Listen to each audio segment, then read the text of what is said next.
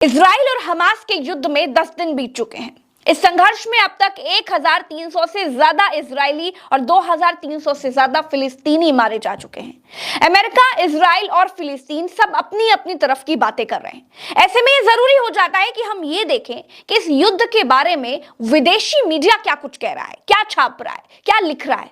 तो शुरुआत विदेशी अखबार हारेट्ज से करेंगे। दोस्तों, हारेट्ज अखबार में प्रकाशित एक विश्लेषण में कहा गया है कि इजराइल अपनी सरकार से वंचित है, एक आघात झेल रहा है। इजराइल में जो अराजकता पैदा हुई है उसका शिकार पूरा देश है। नेतन्याहू के लिए बंटवारा यानी लड़ाई कोई समस्या नहीं है, बल्कि ये उनका स्थायी विशेषता है। यानी नेतन्याहू को जबरन मार करने वाला प्रधानमंत्री बताया गया है। इजराइल में विपक्ष के नेता याइर लैपिड ने सरकार को आपदा यानी इमरजेंसी कहा है। इस लेख में अखबार ने इजराइल और गाजा युद्ध को आईडीएफ यानी इजरायली सेना के बड़े अधिकारियों की नाकामी बताया है।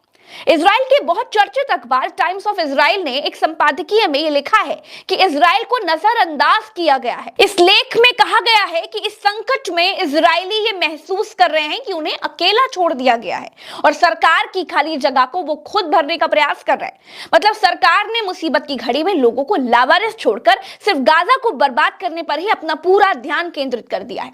इस लेख में कहा गया है कि अब तक हर अंतिम संस्कार में शामिल होते रहने वाले इजराइल के तमाम मंत्री इस बार अंतिम यात्राओं में जाने से बच रहे हैं, क्योंकि शायद वो लोगों के गुस्से का सामना करने से बेहद खौफ में है।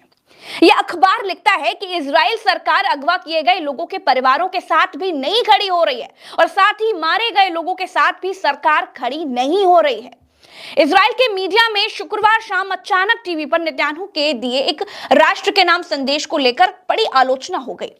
टाइम्स ऑफ इजराइल ने एक लेख में कहा है कि नेतन्याहू ने अचानक राष्ट्र के नाम संदेश की घोषणा की, लेकिन इसमें कुछ भी महत्वपूर्ण नहीं था। अखबार ने लिखा, नेतन्याहू की घोषणा से देश में बेचैनी फैल गई, लेकिन उनके भाषण में कुछ भी ऐसा नहीं था जिसे तुरंत राष्ट्र को बताए जाने की जरूरत थी। पैलेस्टाइन क्रॉनिकल ने हमास के इजरायली बच्चों की हत्या करने के दावों पर सीएनएन की रिपोर्टर के माफी मांगने से जुड़ी खबर को प्रकाशित किया है। सीएनएन की रिपोर्टर सारा सिजनर ने सोशल मीडिया प्लेटफॉर्म एक्स पर माफी मांगते हुए कहा है कि उन्हें इजराइल के इस दावे की और सतर्कता से पड़ताल करनी चाहिए थी, क्योंकि इसी पत्रकार की झूठी रिपोर्टिंग के दम पर अमेरिका के राष्ट्रपति ने भी दुनिया में ये झूठी खबर फैला दी थी और बाद में माफी मांगनी पड़ी थी। इस रिपोर्टर ने रिपोर्ट किया था कि हमास बच्चों के सिर कलम कर रहा है। बाद में यह खबर झूठी निकली थी। हमास और इस्लामिक जिहाद से जुड़ी वेबसाइट कूट्स नेटवर्क ने अपनी एक रिपोर्ट में हिजबुल्लाह के शेबा फॉर्म्स इलाके पर बड़े हमले का जिक्र किया है। इस रिपोर्ट में हिजबुल्लाह के हवाले से इजरायली सेना के कई ठिकानों पर हमले का दावा करते हुए यह कहा गया है कि रॉकेट निशाने पर लगे। इसके बाद हिजबुल्लाह और इजरायली सेना के बीच गोलाबारी और बमबारी भी हुई। दोस्तों, वहीं अपने आप को स्वतंत्र मीडिया बताने वाली फिलिस्तीनी मुद्दों पर केंद्रित और शिकागो से संचालित वेबसाइट इलेक्ट्रॉनिक इंतफादा ने अपना कवरेज फिलिस्तीन के मानवीय संकट पर केंद्रित रखा है। वेबसाइट ने अपने एक लेख में लिखा है कि खामोश लोगों का नरसंहार।